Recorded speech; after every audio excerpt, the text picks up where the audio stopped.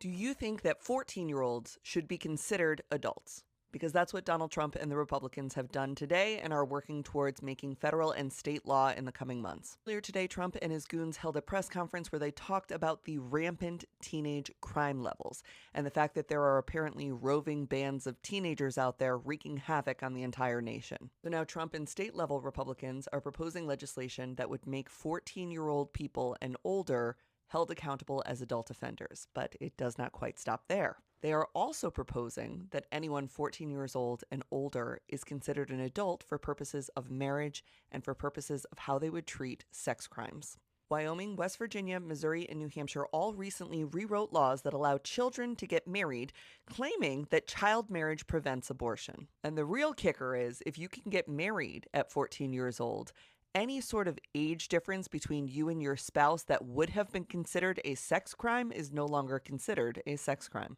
The Utah Republican State Senate President Jay Stewart Adams just used his power because his 18-year-old relative was accused of raping a 13-year-old, so he changed the law in Utah to say that if an 18-year-old rapes a minor, as long as that 18-year-old is still enrolled in high school, they're treated as a child offender and not as an adult offender, which made that crime of his 18-year-old relative raping a 13-year-old a misdemeanor, like a slap on the wrist, as opposed to a felony. Make no mistake, this narrative that the Trump administration is spinning that there are rampant bands of teenage criminals terrorizing the nation is nothing more than cover for the fact that they're trying to make the age of consent for marriage 14 years old.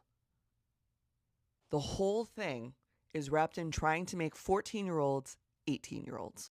Also in today's press conference, yes, Donald Trump did invoke something called Section 740 of the D.C. Home Rule Act, which allows him to take control of the D.C. Metro Police, and he has done that.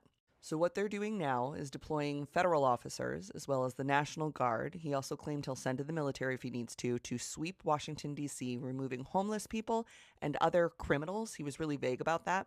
They will use the National Parks Police to clear any of the green areas that are in Washington, D.C. that you may have seen homeless encampments in the past. When asked, where are you going to send these people to? He said, well, nobody knows where these people came from. A lot of these homeless people, nobody knows where they came from, so they could be deported.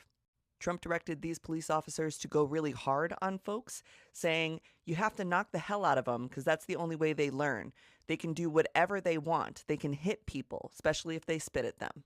So we'll keep following the federalization of Washington, D.C. and what's going on there. But do not let this story about them trying to make 14-year-olds adults so they can marry them or incarcerate them slip by you.